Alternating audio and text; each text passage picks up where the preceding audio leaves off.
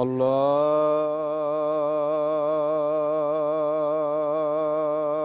أكبر.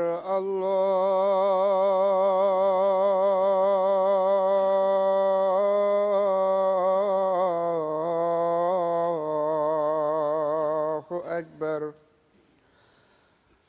الله أكبر.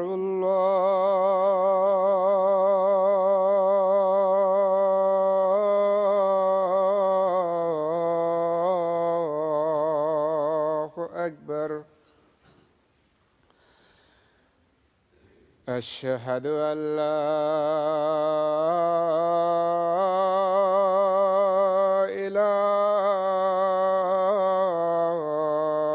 إله إلا الله. أشهد أن لا إله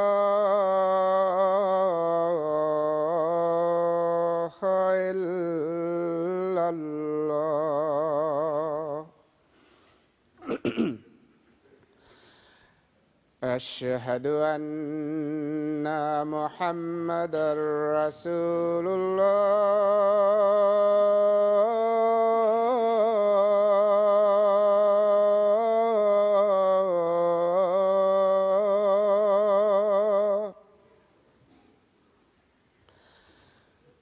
أشهد أن محمدًا رسول الله. حي على الصلاة.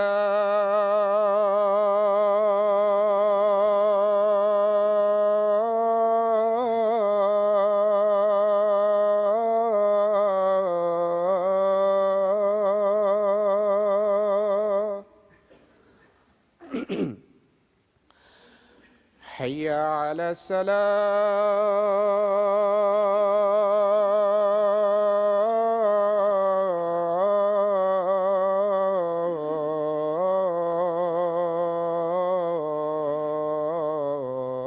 الصلاة.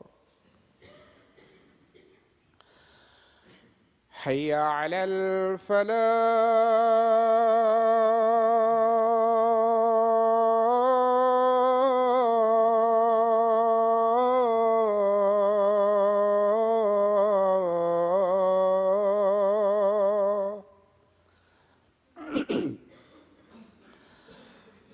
حي على الفلاح.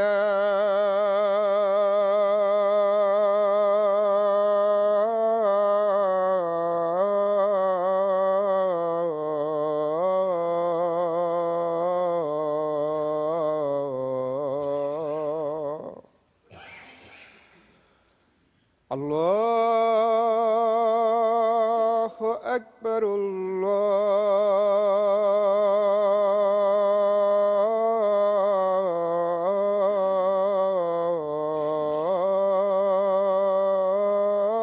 الله أكبر. لا إله إلا الله.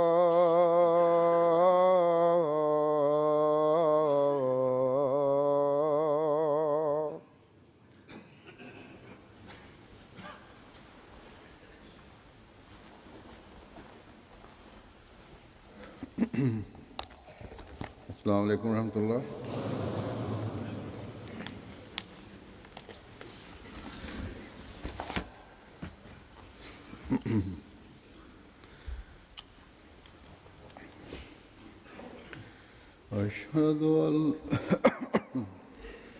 أشهد أن لا إله إلا الله وحده لا شريك له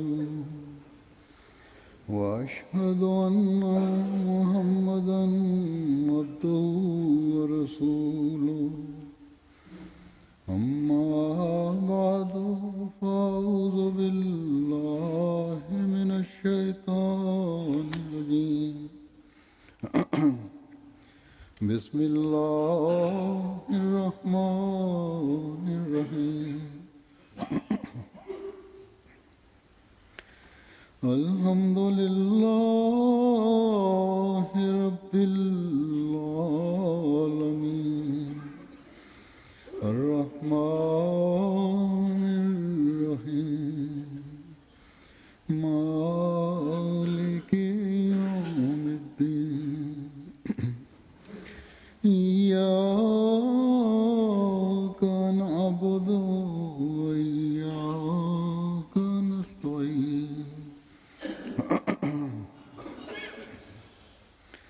اهدنا الصراط المستقيم صراط الذين أنعمت عليهم غير المغضوب عليهم ولا الضالين۔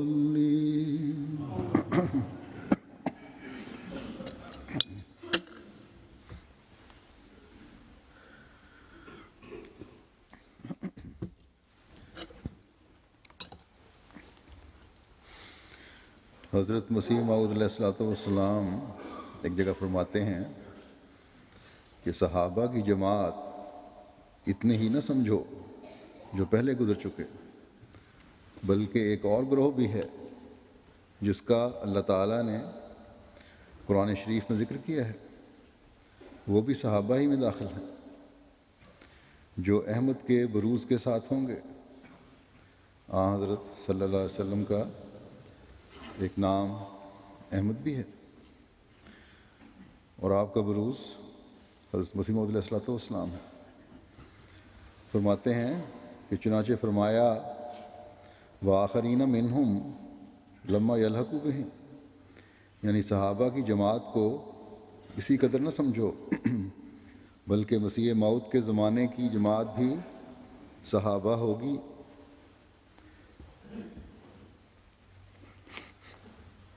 یعنی وہ لوگ جنہوں نے حضرت مسیح موعود علیہ الصلوۃ والسلام کو دیکھا، آپ کی بیعت کی، آپ کی صحبت سے مستفیض ہوئے، اور پھر اپنے ایمان و ایقان میں ترقی کی، وہ لوگ فرمایا آپ نے کہ یہ جماعت بھی صحابہ کی ہوگی۔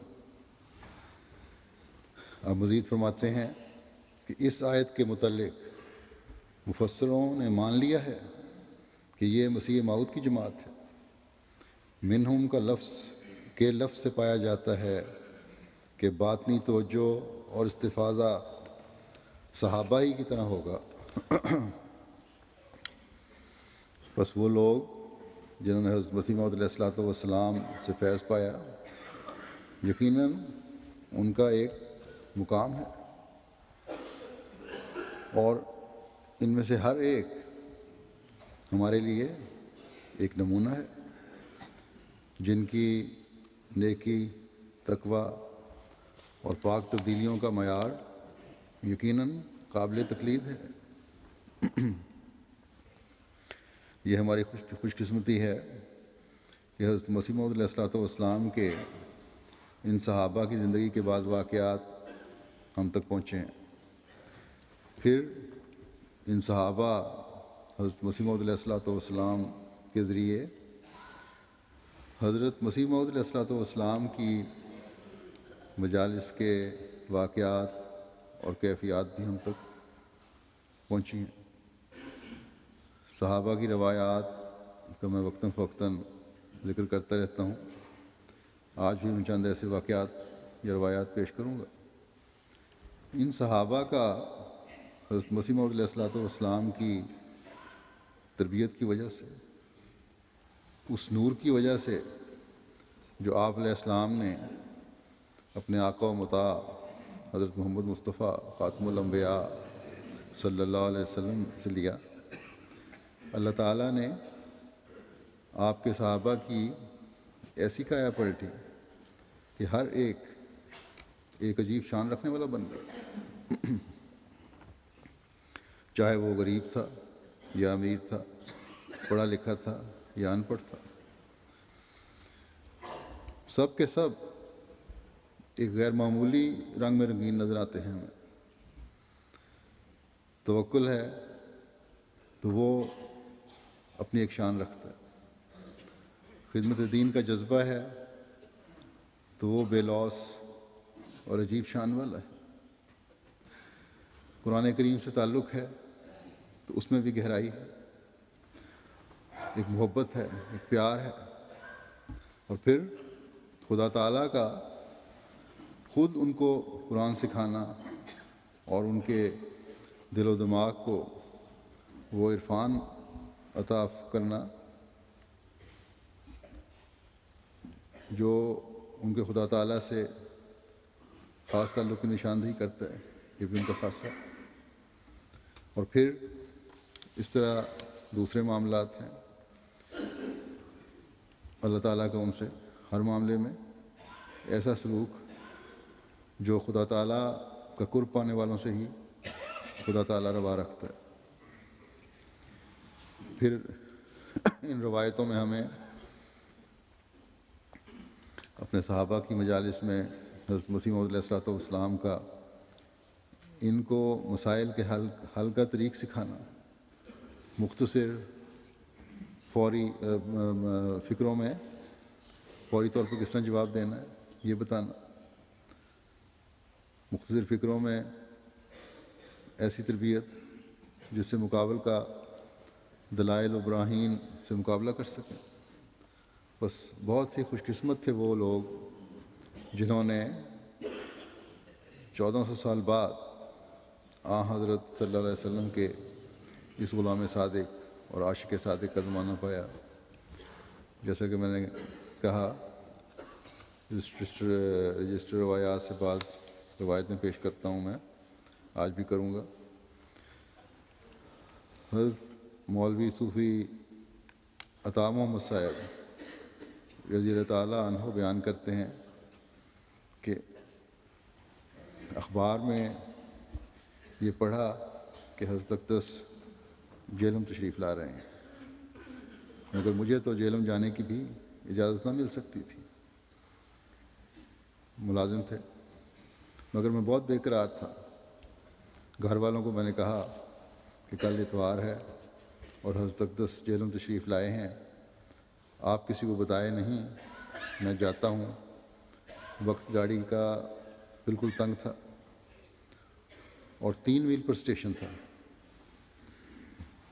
راستہ پہاڑی اور رات کا وقت، دن کو بھی لوگوں کو اس طرف پر چلنا مشکل تھا، لیکن ایک لگن تھی.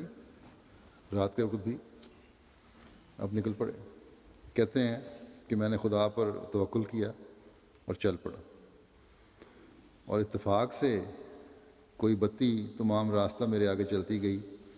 شاید کوئی اور آدمی بھی کہیں جا رہا ہوگا، اور خدا کر کے پہاڑی راستہ دوڑتے ہوئے طے کیا. اب یہ تو یہی فرماتے ہیں کہ کوئی بتی آگے چل رہی تھی، شاید کوئی انسان جا رہا ہو، لیکن اللہ پہ توکل کر کے چلے تھے، مسیح و مہدی کو ملنے کے لیے جا رہے تھے. تو یقیناً اللہ تعالیٰ نے یہ انتظام فرمایا تھا کہ آگے ایک بتی چلتی گئی اور وہ دوڑتے ہوئے راستہ طے کر لیا. کہتے ہیں جب میں اسٹیشن پر پہنچا تو گاڑی بالکل تیار تھی، ٹکٹ لیا اور جہلم پہنچا. حضور کی زیارت سے مشرف ہوا.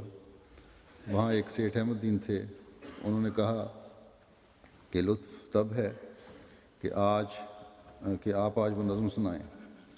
ایک نظم انہوں نے لکھی تھی جب انہوں نے بیعت کی ہے، اس وقت ایک نظم تھی جس میں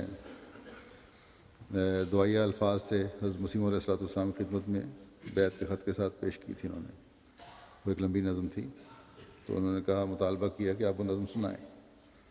تو انہوں نے کہا کہ ٹھیک ہے، اگر حضرت صاحب اجازت دیں تو میں سنا سکتا ہوں. حضرت اقدس نے اجازت دے دی.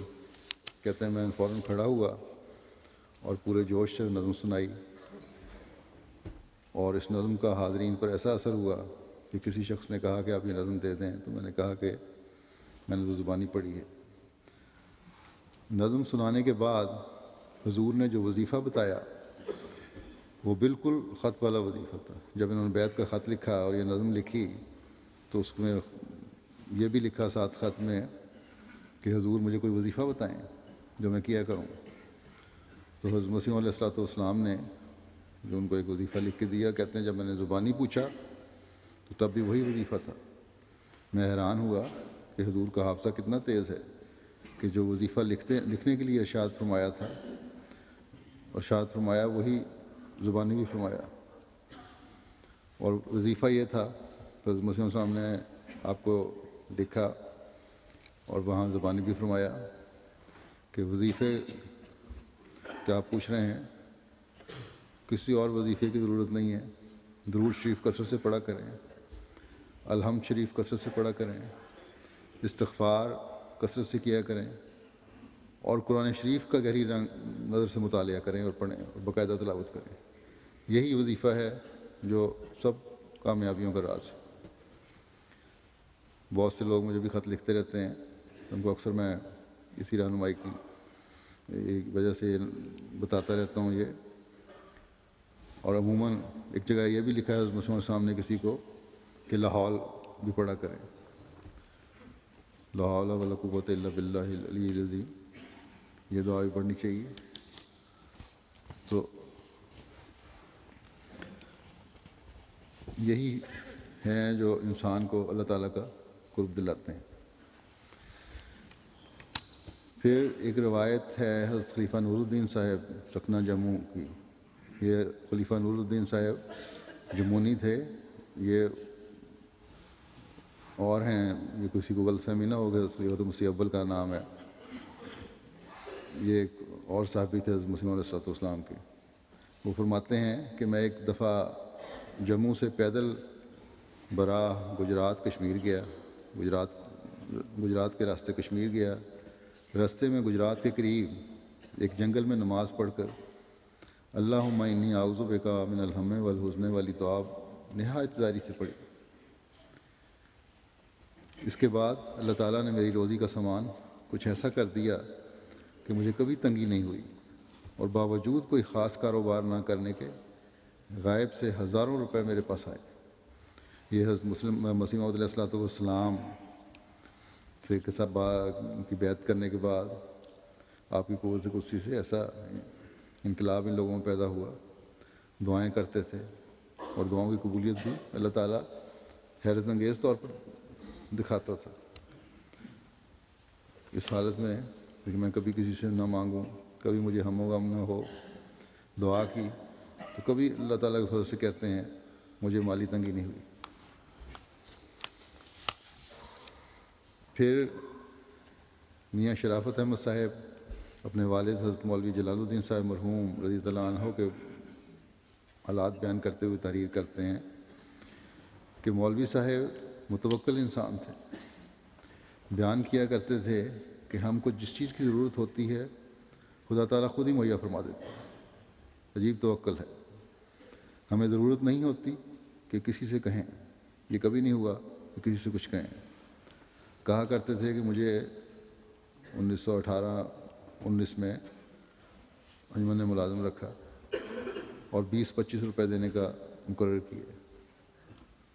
جو الاؤنس مقرر ہوا انجمن کا 20-25 روپے تھا اس وقت.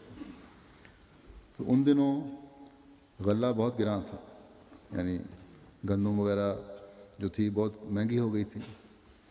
خان صاحب منشی فرزند علی خان صاحب ناظر بیت المال فیروز پور میں تھے. والد صاحب ان کے ماتحت تھے. ایک دن یہ کہہ بیٹھے، یعنی فرزند علی خان صاحب نے مولوی جلال الدین صاحب کو کہا کہ آپ کو تنخواہ ملتی ہے اس لیے آپ تندہی سے کام کرتے ہیں، بہت محنت سے کام کرتے ہیں تنخواہ کی وجہ سے۔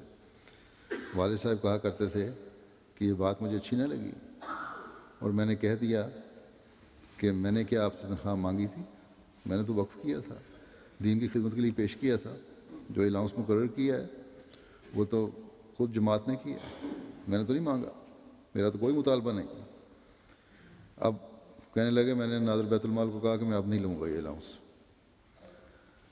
تو خان صاحب فرمانے لگے،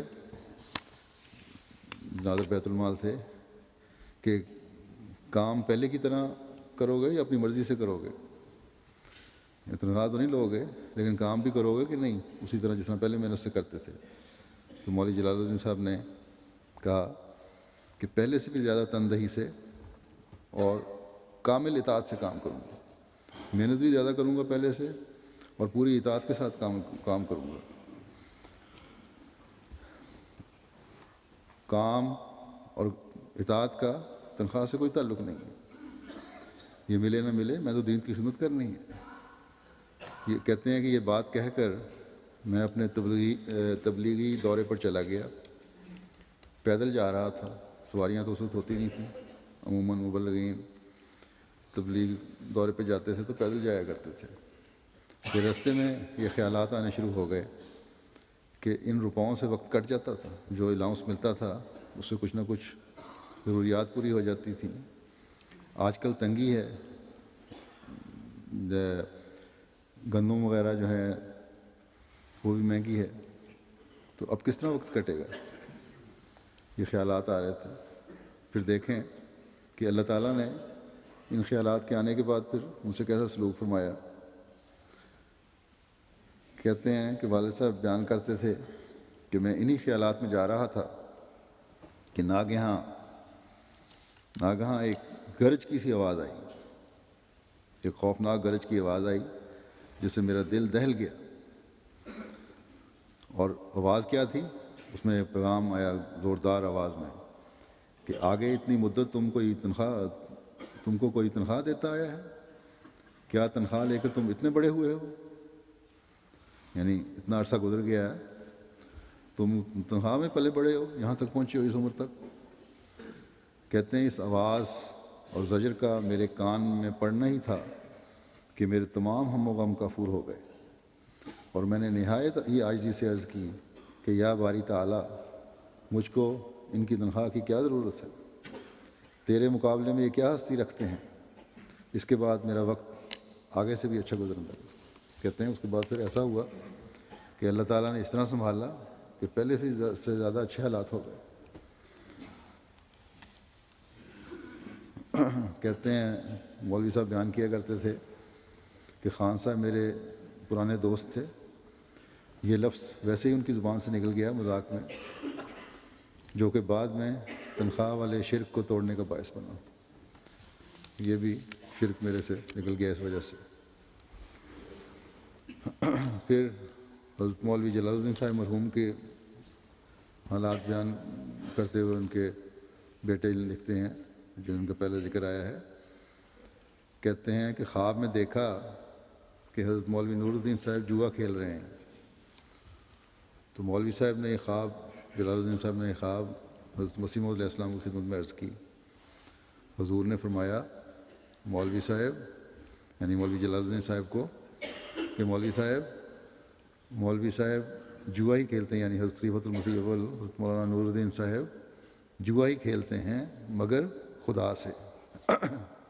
یہ بھی جوا کھیلنے والوں کی طرح، جس طرح وہ سب کچھ داؤ پر لگا دیتے ہیں، اپنے پاس کچھ نہیں رکھتے، اسی طرح مولوی صاحب بھی سب کچھ خدا تعالیٰ کی راہ داؤ پر رکھ دیتے ہیں، یا خدا تعالیٰ کی راہ پر یہ دونوں فکروں میں سے کوئی فکر نہ کا، یعنی یہ ایک سودا ہے جو حضرت مسیح اول کرتے ہیں، اور دنیا دار تو دنیاوی فائدے کے لیے جوا میں پیسے داؤ پہ لگاتے ہیں نا۔ حضرت خلیفہ اول کے بارے میں فرمایا کہ یہ اپنی دنیا عاقبت دونوں چیزوں کو سنبھالنے کے لیے اپنا پیسہ اللہ تعالیٰ کی راہ میں خرچ کرتے ہیں. اور پھر جیسا کہ ہم جانتے ہیں حضرت خلیفۃ المسیح اول کی زندگی کے واقعات بے شمار واقعات ہیں. کس طرح اللہ تعالیٰ نے ان کی ہر دنیاوی ضرورت پوری کی اور بے انتہا پوری کی. اور اسی طرح دین میں جو مقام ان کو ملا وہ سب جانتے ہی ہیں.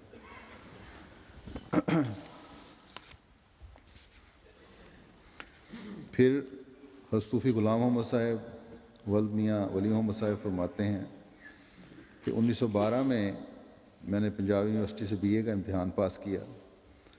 اس کے بعد میں نے حضرت خلیفہ اول سے پوچھا کہ قرآن شریف یاد کروں کہ MA کا امتحان دوں. فرمایا قرآن کریم یاد کرو. MA کیا ہوتا ہے؟ میں نے 6 ماہ میں قرآن شریف یاد کیا اور جب میں نے خلیفہ اول سے اس کا ذکر کیا تو آپ نے سجدہ شکر کیا. یہ صحابہ کی تربیت تھی، یہ ان کی اطاعت تھی، یہ محبت قرآن کریم کی تھی کہ دنیا کو چھوڑ کر پہلے قرآن کریم حفظ کیا پھر آگے پڑھائی کی. پھر روایت ہے حضرت سید اختر الدین احمد صاحب رضی اللہ تعالیٰ عنہ کی، لکھتے ہیں کہ ذکر حبیب کم نہیں وصل حبیب سے. محب کا دل اپنے حبیب کی یاد اور ذکر کرنے اور ستانے کی تڑپ رکھتا ہے. چاہ جائے کہ خداوند رحمان الرحیم کا فرستادہ سردار انبیاء ہمارے محبوب ہمارے آقا محبوب و مطاع حضرت نبی کریم محمد مصطفیٰ صلی اللہ علیہ وسلم کا بروز کامل مظہر جمال حبیبنا و متاعنا و نبینا حضرت مسیح موعود علیہ الصلوۃ والسلام جیسے عظیم الشان انسان کے ذکر کی تڑپ نہ رکھتا ہو اور آپ کی یاد سے لذت نہ اٹھاتا ہو. لیکن خوف مجھے یہ ہوتا رہا کہ اس عاجز کا حافظہ کمزور اور حضور علیہ الصلوۃ والسلام کی پاک صحبت پر ایک مدت گزر گئی، یعنی 1902 کے آخر سے لے کے 1903 کے آخر تک قریباً 1 سال میسر آئی تھی، اور اس وقت میری عمر 24 سال کی تھی. ان دنوں خاکسار اور خاکسار کے ماموں مولوی سید احمد حسین صاحب مرحوم صرف 2 کٹکی مہمان حضرت مسیح علیہ السلام کے تھے. یہ شد کٹک سے آئے ہوئے تھے.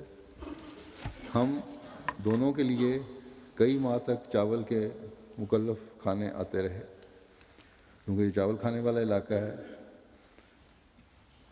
اڑیسہ کا ہے غالباً، تو چاول کھانا آتا رہا. اور حضور علیہ السلام میاں نجم الدین مرحوم کو اچھی طرح مہمان نوازی کی تاکید فرمایا کرتے تھے، جس طرح کہ مرحوم نجم الدین ہم دونوں سے بیان کیا کرتے تھے کہ تم لوگوں کے متعلق حضرت جی کی بڑی تاکید ہے.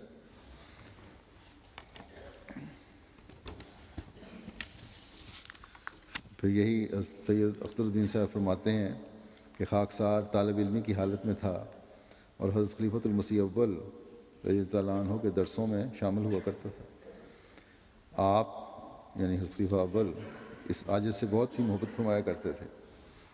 حضرت والد ماجد رضی اللہ تعالیٰ عنہ اور حضرت والدہ ماجدہ مرحومہ رب ارحمہما کما ربیانی صغیرہ نے جب کہ گھر واپسی کا حکم صادر فرمایا تو اسی عاجز کے یہ عرض کرنے پر کہ آمد و رفت میں اخراجات کثیر دارالعمان کی مراجعت مشکل،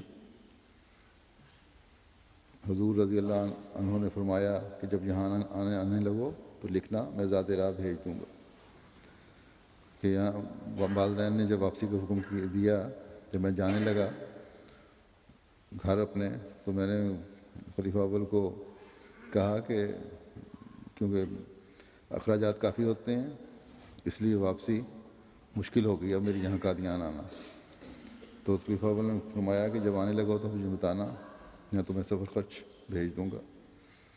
جس وقت اس عاجز سے گھر واپسی کا زمانہ قریب ہونے لگا تھا، ان دنوں چھوٹی مسجد مبارک کے بالائی حصے میں نماز ہوا کرتی تھی.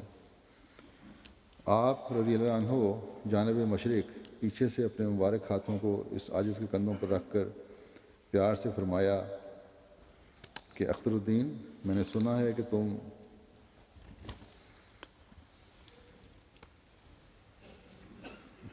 کئی استادان بزرگ سے خاک تم قرآن کریم بہت پڑھا کرتے ہو. کہتے ہیں اس وقت میں بہت سارے استادوں سے قرآن کریم پڑھا کرتا تھا. تو پڑھا کرتے ہو واتقوا اللہ ویعلمکم اللہ، یہ فرمایا آپ نے خلیفہ اول نے ان کو کہ اللہ کا تقوی اختیار کرو، اللہ تمہیں پڑھائے گا. بس قرآن کریم سمجھ کر پڑھنے کی بنیادی شرط یہی ہے. ان صحابہ میں بڑا شوق تھا قرآن کریم پڑھنے کا. بس خلیفہ اول سے بھی پڑھا کرتے تھے، درس لیا کرتے تھے نوجوانی میں، اور دوسرے لوگوں سے بھی پڑھتے تھے ساتھ ساتھ کہ اور مزید سیکھیں. اور پھر متقی کو اللہ تعالیٰ خود قرآن کریم پڑھاتا ہے، رہنمائی فرماتا ہے. اور اسی طرح ہم دیکھتے ہیں صحابہ کی زندگیوں میں کہ ان کو ماشاءاللہ قرآن کریم کا بڑا علم تھا. پھر ایک روایت ہے حضرت خیر الدین صاحب المستقیم صاحب کی، کہتے ہیں ان کی بیعت 1906 کی ہے، اور 1906 میں ہی حضرت مسیح موعود علیہ السلام کی زیارت کی توفیق ملی ان کو. کہتے ہیں کہ ایک دن کی بات ہے کہ حضور مغرب کی نماز کے بعد بیٹھے رہے. اتفاقاً اس دن مسجد میں روشنی نہیں تھی. حضور کے ارد گرد چند اور لوگ بھی اور خاکسار بھی بیٹھا ہوا تھا. ایک شخص نے سوال کیا کہ حضرت حضور مولوی کہتے ہیں، یعنی غیر جماعت مولوی کہتے ہیں کہ حضرت مسیح علیہ السلام ناصری حضرت عیسیٰ علیہ السلام جانور بنایا کرتے تھے. آپ نے فرمایا، حضرت مسیح علیہ السلام نے فرمایا کہ شیخ صاحب خدا خالق اور مسیح بھی خالق. بس ایک فکرہ فرمایا. تو یہ لکھتے ہیں روایت کرنے والے کہ مجھے معلوم نہیں کہ وہ شیخ صاحب کون تھے کیونکہ اندھیرا تھا، مگر وہ شیخ صاحب پھر نہیں بولے. حضور نے دوبارہ خود ہی فرمایا کہ ہمارے مولویوں کو اتنے مختصر فکرے بحث میں استعمال کرنے چاہیے. یعنی انہوں نے کہا نا مسیح پرندے بنایا کرتا تھا، پیدا کیا کرتا تھا، جانور بنایا کرتا تھا. انہوں نے کہا عجیب بات ہے. حضرت مسلم نے فرمایا کہ خدا بھی خالق ہونا تو خدا کی صفت ہے، اور مسیح بھی خالق. تم مسلمان ہو کے بھی اس شرک کے مرتکب ہو رہے ہو. تو فرمایا کہ اتنے مختصر فکرے بعض دفعہ کام آتے ہیں تبلیغ میں، کیونکہ لمبی بحث میں فرمایا کہ لمبی بحث میں بات غلط ملت ہو جاتی ہے. اس کے بعد یہ لکھتے ہیں حضرت خیر الدین صاحب لکھتے ہیں کہ میں اپنے گاؤں کو واپس چلا گیا. مجھے قرآن شریف پڑھنے کا بہت شوق تھا. حضور نے ایک دن مجھے رویا میں فرمایا، قرآن شریف پڑھنے کا شوق تھا. ایک دن خواب آئی اور مسیح علیہ السلام نے فرمایا کہ تم قادیان آ جاؤ، ہم تم کو قرآن شریف پڑھا دیں گے. تو یہ خواب دیکھی انہوں نے، اور اس وقت یہ خواب دیکھی جب حضرت مسیح علیہ السلام کا وصال ہو چکا تھا، آپ وفات پا چکے تھے. کہتے ہیں کہ اس کے بعد میں نے ایک اور خواب دیکھا، اور وہ یہ کہ میں ہجرت کر کے آ گیا ہوں اس جگہ جہاں اب محلہ ناصر آباد بنا ہوا. ہجرت کر کے قادیان آ گیا اور وہاں آ کے اترا ہوں جہاں آج کل محلہ ناصر آباد ہے. اس میدان میں میں اپنا سامان اتار رہا ہوں، اور میں نے پوچھا کہ اس جگہ کا نام کیا ہے. تو آسمان سے آواز ایک شکل کے رنگ میں آ رہی تھی، گویا کہ وہ کوئی ٹھوس چیز تھی جس کی شکل و صورت فٹ بال جیسی تھی. اس میں سے یہ آواز نکل رہی تھی کہ اس جگہ کا نام ابراہیمی جنگل ہے جہاں تم اپنا سامان اتار رہے ہو. گویا خاکسار کو اللہ تعالیٰ نے حضرت صاحب کا نام ابراہیم بتایا. اس وقت مجھے معلوم نہ تھا یہ جو حضرت صاحب نے فرمایا ہے کہ میں کبھی آدم، کبھی موسیٰ، کبھی یعقوب ہوں، نیز ابراہیم ہوں، نسلیں ہیں میری بے شمار. تو یہ کہتے ہیں مجھے اللہ تعالیٰ نے آواز دے کے یہ پیغام دیا، اور تب مجھے پتہ لگا یہ نام حضرت مسیح علیہ السلام کا ہے. حضرت مسیح علیہ السلام کے باتوں کی، ناموں کی، الہامات کی تائیدات بھی آپ کے صحابہ کے ذریعے سے اللہ تعالیٰ نظارے دکھاتا تھا تائیدات کے. پھر خیر الدین صاحب مزید فرماتے ہیں کہ میں کثر نفسی سے نہیں کہتا، بلکہ حقیقت ہے کہ میں گناہ گار تھا. یہ جو اب بیان کرنے لگا ہوں یہ یقیناً نور نبوت سے ہوگا، نہ کہ میری طرف سے، کیونکہ آپ نے فرمایا ہے کہ میں وہ ہوں نور خدا جس سے ہوا دن آشکار۔ تو یہ یقینی بات ہے جو نور سے تعلق پیدا کرے گا اس کو نور سے ضرور حصہ ملے گا۔ ہاں یہ بھی بات نہایت واضح ہے کہ وہ نور اپنی اپنی قابلیت کے مطابق ملتا ہے۔ ہمیں یہ معلوم ہی نہ تھا، کہتے ہیں مولوی صاحب حضرت خیر الدین صاحب، کہ ہمیں یہ معلوم ہی نہ تھا کہ الہام کس کو کہتے ہیں، کشف کس کو کہتے ہیں، رویا صادقہ کیا ہوتی ہے۔ اب خدا تعالیٰ کے فضل سے اس فرستادہ خدا کے ہاتھ سے ہاتھ ملانے سے نہ صرف ہم کو الہام کا علم ہوا، اور نہ صرف کشف کا علم ہوا، اور نہ صرف رویا صادقہ کا علم ہوا، بلکہ ان تینوں کو ہم نے اپنے اوپر وارد ہوتے دیکھا۔ یہ انقلاب تھا جو حضرت مسیح موعود علیہ السلام نے پیدا فرمایا۔ خلیفہ المسیح اول کے بارے میں بھی آتا ہے نا، کئی دفعہ ہم سن چکے ہیں کہ ان سے کسی نے پوچھا، حضرت مولوی صاحب آپ تو پہلے بڑے بزرگ تھے، آپ کو حضرت مرزا صاحب کی بیعت میں آ کے کیا ملا؟ تو خلیفہ اول نے جواب دیا، دیکھو اور تو بہت سارے فائدے جو ہیں وہ تو ہیں ہی، ایک فائدہ میں تمہیں بتا دیتا ہوں۔ پہلے میں حضرت صلی اللہ علیہ وسلم کا دیدار خواب میں کیا کرتا تھا، اب آنکھیں کھلی جاگتی حالت میں، کشفی حالت میں کرتا ہوں۔ تو یہ انقلاب ہے جو مجھ میں مرزا صاحب نے پیدا کیا۔ تو حضرت خیر الدین صاحب لکھتے ہیں کہ اب ہم حق الیقین کے طور پر ان باتوں کی حقیقت بیان کر سکتے ہیں۔ مثلا میں نے مبارک مسجد میں بیٹھے ہوئے غالباً ظہر کا وقت تھا، ایک یہ الہام پایا کہ اولئک هم المفلحون، اس میں یہ بتایا کہ اس جماعت کے لوگ ہی فلاح پانے والے ہیں۔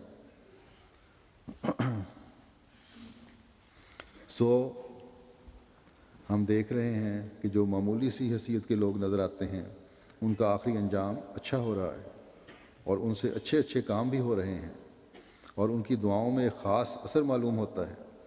پھر میں نے ایک دفعہ دعا کی کہ اللہ تعالیٰ تیرا قرب پانے کے لیے کون سا طریق اچھا ہے؟ تو خاکسار کو یہ ان لوگوں کی دیکھیں کیا کس قسم کی خواہشات تھیں، اللہ تعالیٰ سے تعلق تھا، اور تعلق کو بڑھانے کے لیے کیا کیا جتن کرتے تھے۔ دعا کر رہے ہیں کہ اللہ تعالیٰ تیرا قرب پانے کے لیے کون سا طریق ہے؟ تو خاکسار کو اللہ تعالیٰ نے یہ جواب دیا کہ ہمارا قرب حاصل کرنے کے دو طریق ہیں، یا چندہ دو یا تبلیغ کرو۔ تو یہ دو طریق ہم کو پسند ہیں، یہ جواب آیا۔ تو میں نے عرض کی کہ اے اللہ، میں تو اتنا پڑھا ہوا نہیں، یہ آپس میں بیٹھے اللہ تعالیٰ سے باتیں ہو رہی ہیں، میں تو اتنا پڑھا ہوا نہیں، میں تبلیغ کس طرح کروں؟ اللہ تعالیٰ نے پھر جواب دیا اور فرمایا کہ قرآن شریف تو تم کو ہم نے پڑھا دیا ہے۔ جب یہ فکرہ جناب الہی نے فرمایا تو مجھ سے اس وقت یہ آیت حل ہوئی کہ وما رمیتا اذ رمیتا ولکن اللہ رمی۔ یہ آیت کا مسئلہ اصول میں حل ہوا کہ جب اللہ تعالیٰ کا ہاتھ ہوتا ہے جب چلاتا ہے، جہاں وسلم کے بارے میں جو آیا جنگ بدر میں، اس آندھی اور طوفان کا جو وجہ بنی، تو یہ اللہ تعالیٰ جب کر رہا ہے، جب سکھاتا ہے، یہ کہتے ہیں میرے تو بات حل ہوئی، کیونکہ جب میں اپنے گاؤں میں تھا تو اس وقت مجھے جناب حضرت مسیح علیہ السلام خواب میں ملے تھے، جس کا پہلی خواب میں ذکر ہوا تھا، اور آپ نے فرمایا تھا کہ تم قادیان آ جاؤ، ہم تمہیں قرآن شریف پڑھا دیں گے۔ اب دیکھیے کہ وعدہ تو حضرت مسیح علیہ السلام نے کیا، مگر جواب خدا تعالیٰ نے دیا کہ ہم نے تجھے قرآن شریف پڑھا دیا ہے۔ خاکسار دیکھ رہا ہے کہ اپنی قابلیت کے مطابق اب خدا تعالیٰ کے فضل سے جو قرآن شریف پڑھنا چاہے اسے پڑھا سکتا ہوں۔ چنانچہ آج کل مہمان خانے میں صبح کے وقت گھنٹہ ڈیڑھ گھنٹہ قرآن شریف ترجمے کے ساتھ پڑھاتا ہوں۔ جب خدا تعالیٰ نے یہ کہا تھا کہ ہم نے تجھے قرآن شریف پڑھا دیا تو ساتھ یہ بھی فرمایا تھا کہ تم نے عاد اور سمود کے قصے قرآن شریف میں نہیں پڑھے؟ ایک رکوع پڑھا اور لوگوں کو سنا دیا کہ نبیوں کی نافرمانی کرنے والوں کا کیا حال ہوتا ہے۔ اسی طرح دعا کے بارے میں جناب الہی نے یہ فرمایا کہ تم گھی بہت کھایا کرو۔ تو میں نے عرض کیا گھی کھانے سے کیا مراد ہے؟ تو جناب الہی نے تیسرے دن جواب دیا کہ گھی کھانے سے مراد بہت دعا کرنا ہے۔ یہ فکر پنجابی زبان میں عنایت فرمائے کہ جس گھر میں دعا ہوتی ہے وہ گھر موجوں میں رہتا ہے۔ پھر یہ بھی آواز سنی کہ جس کے ساتھ خدا بولتا نہیں وہ مسلمان نہیں۔ بس ہمیں بھی اگر موجیں کرنی ہیں تو اپنے گھروں کو دعاؤں سے بھرنا ہوگا۔ فرماتے ہیں کیا میرے جیسا آدمی یہ دعویٰ کر سکتا ہے کہ یہ میری طاقت سے ہیں؟ بلکہ صاف معلوم ہو جائے گا کہ یہ نور نبوت سے ہے۔ چنانچہ میں حضرت اقدس مسیح موعود علیہ السلام کا ہی فکرہ دہرا دیتا ہوں۔ فرماتے ہیں میں وہ پانی ہوں کہ آیا آسماں سے وقت پر، میں وہ ہوں نور خدا جس سے ہوا دن آشکار۔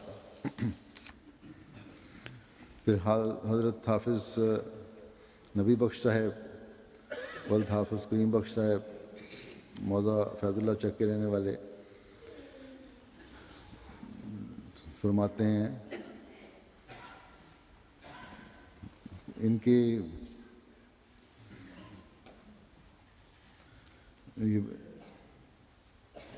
حضرت مسیح علیہ السلام سے کی زیارت انہوں نے حضرت مسیح علیہ السلام کے دعوے سے پہلے ہی کی تھی اور بیعت بھی ابتدائی زمانے میں کی ہے۔ حکیم فضل الرحمان صاحب مبلغ افریقہ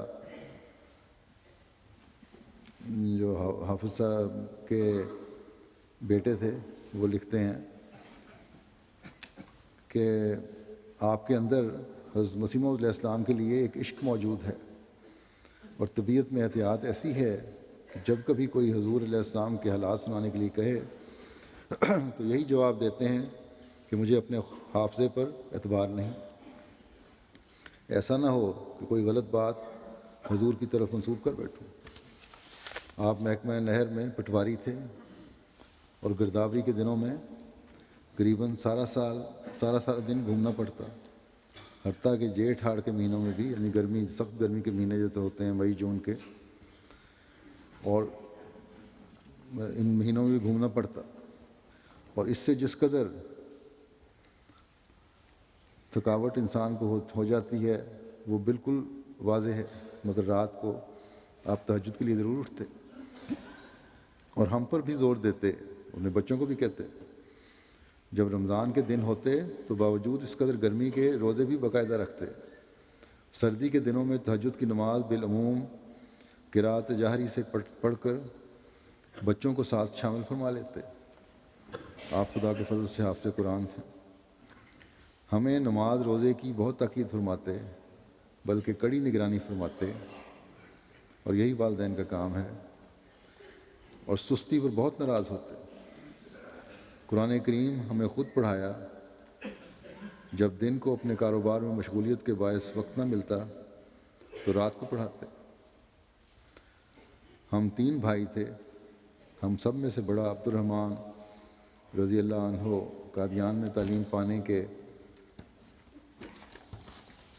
حالت میں ہی غالباً 1907 میں فوت ہوا، اور باقی ہم دونوں کو بھی، مجھے اور عزیزم حبیب الرحمن بی اے کو، والد صاحب جبکہ ان کی عمر 12-13 سال تھی، حافظ نور محمد صاحب ساکن فیض اللہ چک اور حافظ حامد علی صاحب مرحوم رضی اللہ عنہ کے ساتھ، جبکہ حضور براہین احمدیہ تصنیف فرما رہے تھے، حضور کی خدمت میں پہلی بار حاضر ہوئے اور اس کے بعد عموماً حاضر ہوتے رہے، اور بیعت بھی نہایت جلدی کر لی تھی، کیونکہ وہ یعنی حافظ صاحب والد صاحب جو تھے ان کے حکیم فضل الرحمان کے،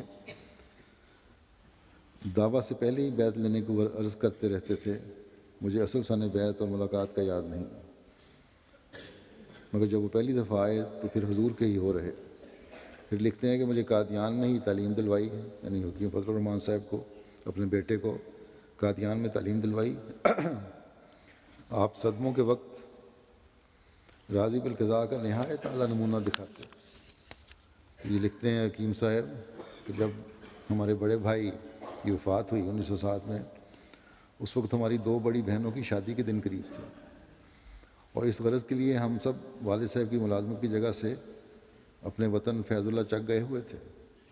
ایک بہن کی برات راہوں ضلع جلندھر سے آئی تھی۔ جب برات آنے میں 3 دن رہ گئے تو عبد الرحمان صاحب کا انتقال قادیان میں، ان کے بھائی کا انتقال ہو گیا جگر کے پھوڑے سے۔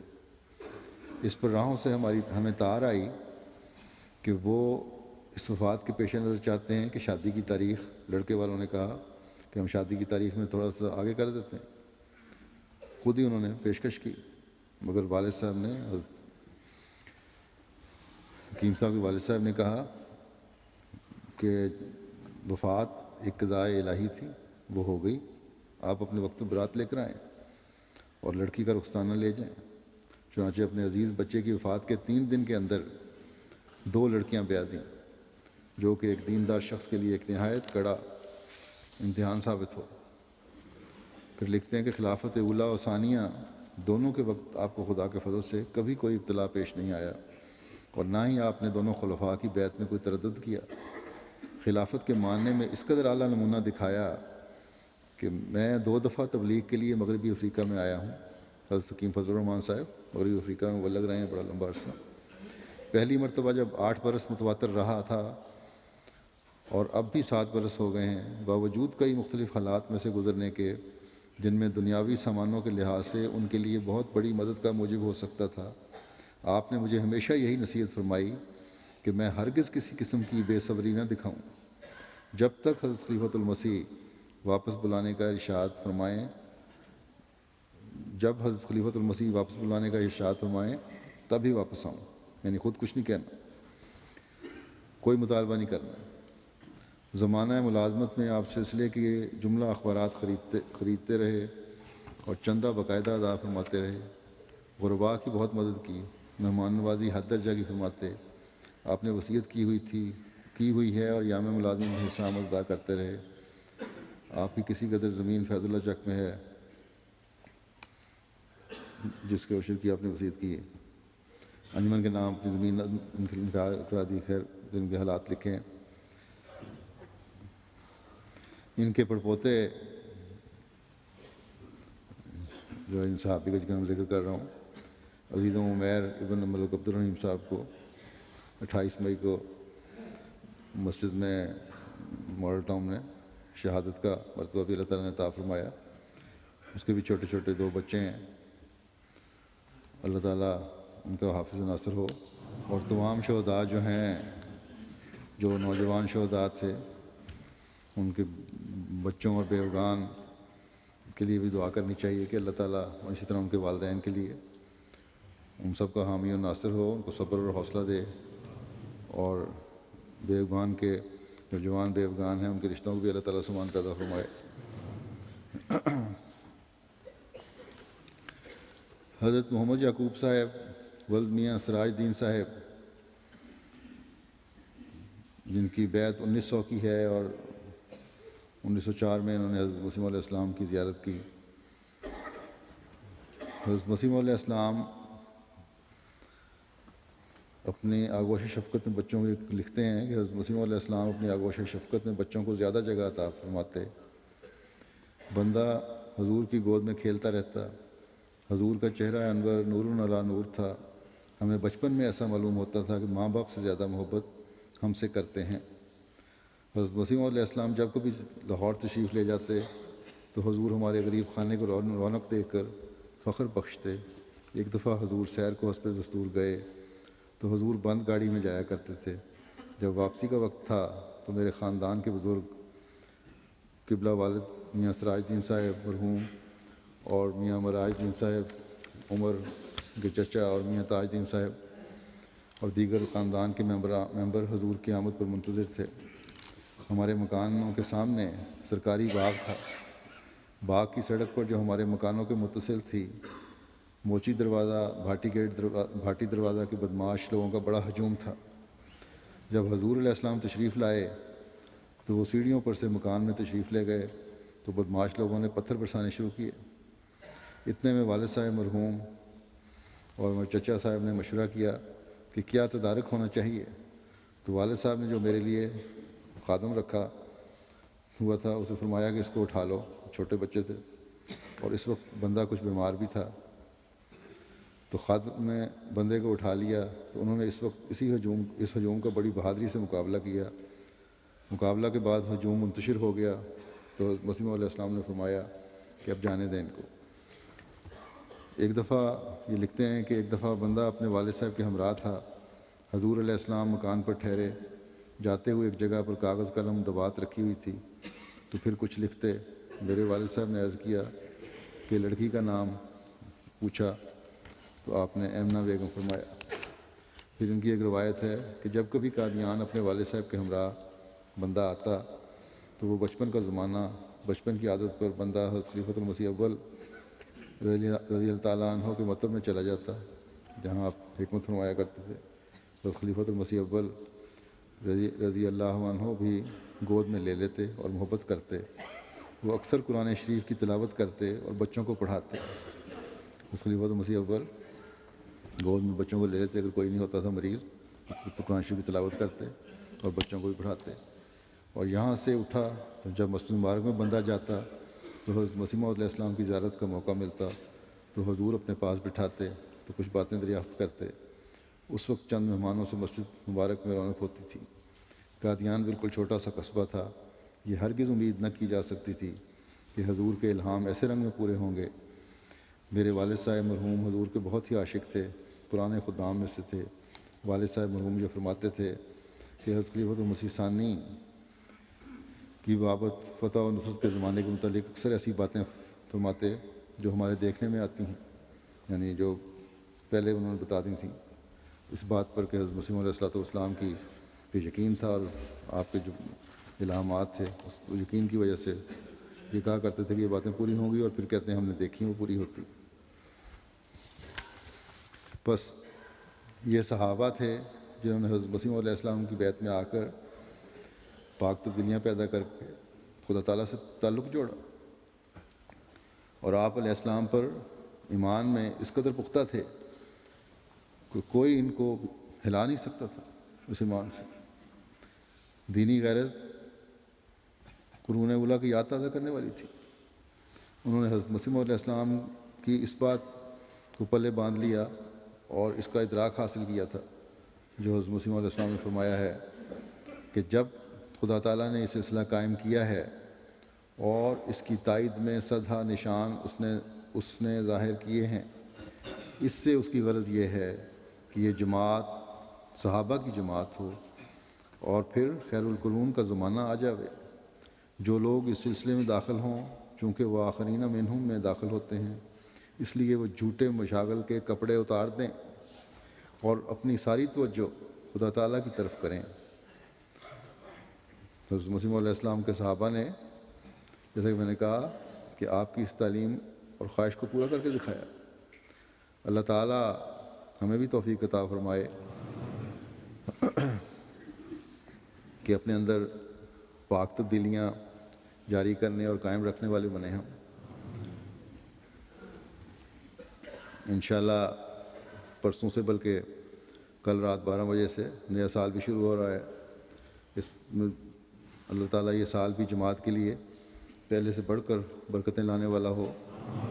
مخالفین احمدیت کے ہاتھ اللہ تعالیٰ روکے اور ان کو حق کو پہچاننے کی سامان پیدا فرمائے، توفیق پیدا فرمائے۔ اللہ تعالیٰ ہر احمدی پر ذاتی طور پر بھی اور بحیثیت جماعت بھی بے انتہا برکتیں نازل فرماتا رہے، آمین۔ نمازوں کے بعد میں آج ایک جنازہ پڑھاؤں گا جو مکرم جمال الدین صاحب آڈیٹر صدر انجمن احمدیہ پاکستان کا ہے۔ مکرم جمال الدین صاحب 15 دسمبر 1938 کو قادیان میں پیدا ہوئے۔ آپ پیدائشی احمدی تھے۔ 18 سال کی عمر میں سے جماعتی خدمات کا آغاز شروع کیا انہوں نے۔ 27 دسمبر 2011 کو 73 سال کی عمر میں ان کی وفات ہوئی ہے۔ انا للہ و انا الیہ راجعون۔ آپ اللہ تعالیٰ کے فضل سے موسی تھے، بہشتی مقبرہ روا میں تدفین ہوئی ہے۔ تقریباً 55 سال اللہ تعالیٰ نے ان کو سلسلے کی خدمت کی توفیق عطا فرمائی۔ مختلف اوقات میں مختلف دفاتر میں کام کیا، جن میں نظامت جائیداد، دفتر وصیت، دارالضیافت، دفتر پرائیویٹ سیکرٹری، وزارت خدمت درویشاں شامل ہیں۔ پھر بطور آڈیٹر انجمن احمدیہ آپ کا تقرر جولائی 2003 میں ہوا اور تا وقت وفات آپ اسی عہدے پر خدمات سر انجام دیتے رہے۔ اپریل 2008 سے جون 2009 تک بطور قائم مقام افسر محاسب و پروویڈنٹ فنڈ بھی فرائض انجام دیے۔ خاموش طبع سادہ زندگی بسر کرنے والے شریف النفس انسان تھے۔ اپنے کارکنوں کے ساتھ بھی بڑا شفقت کا سلوک فرماتے تھے، ہر ایک کے ساتھ ہمدردی اور محبت کے ساتھ پیش آتے تھے۔ عزیز و اقربا اور بیوی بچوں کے ساتھ ہمیشہ پیار، محبت اور نیک سلوک کیا۔ خدا کے فضل سے بہت بہادر اور نڈر تھے۔ نمازوں اور روزے کے پابند، تہجد گزار اور تہجد کی پابندی کرنے والے، خلافت سے والانہ عشق تھا ان کو۔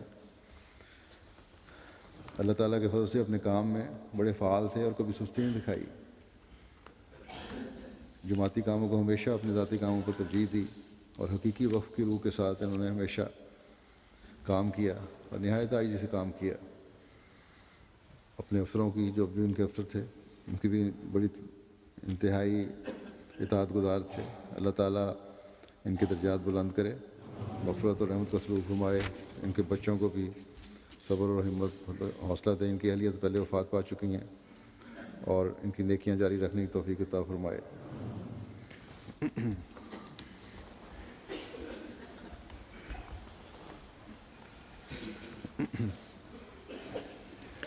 الحمد